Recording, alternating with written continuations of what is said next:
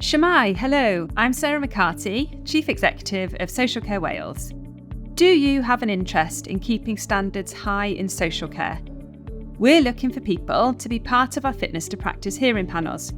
Here's what our current panel members have to say about the role. Mae'r hyfforddiant yn ragorol ac ydych chi'n ffurfio perthnasoedd proffesiynol gwych gyda aelodau o bob math o gefndiroedd. Mewn gyrfa fel gwyddonydd niwclear, athro, gwneithurwr polisi a chynghorydd rheoleiddio, nid oes yr un onynt wedi bod yn fwy diddorol na gwerth chweil na'r rôl hon. Mae'n le croesawgar a chyfeillgar lle mae parch yn un o'r egwyddorion allweddol.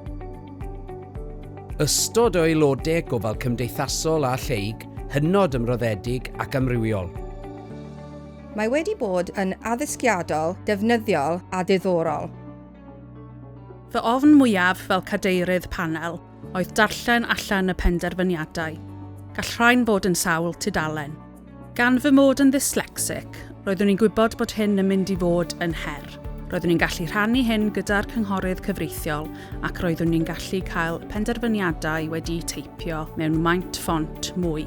Felly roedd hi'n haws i mi ddarllen.